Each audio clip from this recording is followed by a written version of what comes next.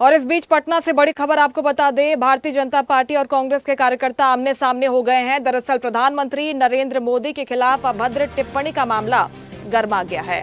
ये तस्वीरें आप पटना से देख रहे हैं। कांग्रेस कार्यालय के सामने की तस्वीरें सामने आई हैं, जहां पर बीजेपी ने हल्ला बोल दिया है और आरोपी गिरफ्तार हो गया है। दरभंगा पुलिस ने एक्शन लेते हुए आरोपी को गिरफ्तार कर लिया है, लेकिन भारतीय जनता पार्टी का आक्रोश चरम पर है। तेजस्वी यादव और राहुल गांधी के खिलाफ बीजेपी ने हल्ला बोल दिया है और किस तरह से कांग्रेस के और बीजेपी के कार्यकर्ता यहां पर आमने सामने आ गए। घमासान की तस्वीरें आप देखिए। विरोध प्रदर्शन यहां पर किया जा रहा है, हालांकि पुलिस भी मौके पर पहुंची और स्थिति को कंट्रोल किया गया।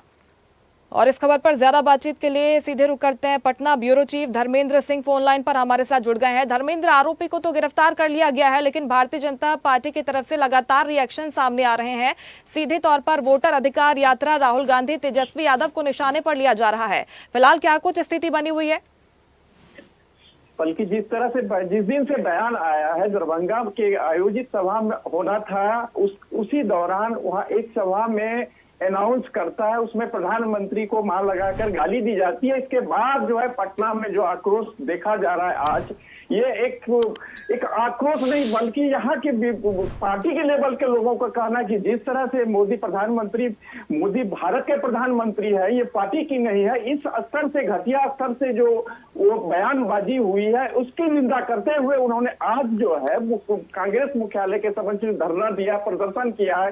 इस दौरान महिलाओं ने, वहां सैकड़ों महिलाओं ने तेजस्वी और राहुल गांधी की एक तस्वीर को अपने पैर से कुचल रहा था। इस दौरान जो है दोनों पक्ष में विवाद बढ़ गई, कांग्रेस और भाजपा ने, और वही कारण से यहाँ की दोनों के बीच झड़प हो गई है। हालांकि पुलिस वहां पहुंच चुकी है, पहले से ही वो पुलिस मौजूद थी। इस दौरान वहां दोनों के पक्षों को शांत करके मामले को शांत कराया। लेकिन जिस तरह से ये घटनाएं घटित हुई है, ये निश्चित रूप से बिहार के लिए चुनावी मुद्दा बनने जा रहा है। आज मैं बता रहा हूं, ये छोटी नहीं है, क्योंकि ये बिहार में जिस तरह से ये घटनाएं घटित हो रही है, ये कांग्रेस नहीं बल्कि बीजेपी के लिए ये बहुत बड़ा चुनाव का मुद्दा हो गया है।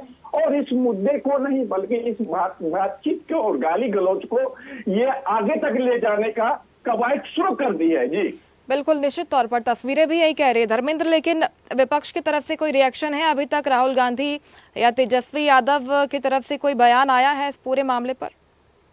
यही कहना है सत्ता पक्ष का कहना है कि बड़े अधिकारी का कार्यक्रम था और उस वहां से उन बड़े अधिकारी जो भी है, तेजस्वी हैं, राहुल जी हैं, उनको खंडन करना चाहिए था, ये कहना है। भाजपा के वरिष्ठ, यहाँ तक कि दिल्ली के भी कई मंत्रियों का बयान, मंत्री, एमएलए जो भी है, सारे के सारे बयानबाजी आए हैं। इसमें निंदा की गई है क्योंकि लोकतंत्र की हत्या बता रहा है, क्योंकि प्रधानमंत्री भारत के हैं न कि पार्टी की है। ये कहना है भाजपा का नहीं बल्कि उनके गठबंधन का। यहाँ तक कि केंद्रीय मंत्री ललन सिंह ने भी इसकी कड़ी भर्त्सना की है कि इस तरह के एक रवैया जो है लोकतंत्र को कहीं न कहीं खतरनाक मोड़ पर ले जा रही है। ये कांग्रेस की नीति है, ये केंद्रीय मंत्री ललन सिंह का कहना है। तो बयान वही डिप्टी सीएम सम्राट चौधरी बिहार के, उनका भी कहना है कि ये लोकतंत्र की हत्या हो रही है। पार्टी मतभेद होना कोई बड़ी बात नहीं है, पार्टी चलती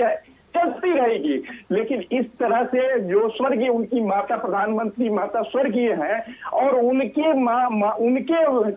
उपेक्ष में जिस तरह से बयानबाजी कर उन्हें गाली दी गई है, इसकी निंदा करते हुए उन्होंने कहा कि ये लोकतंत्र की मर्यादा खत्म हो चुकी है और ये कांग्रेस की नीति रही है, ये कहना है।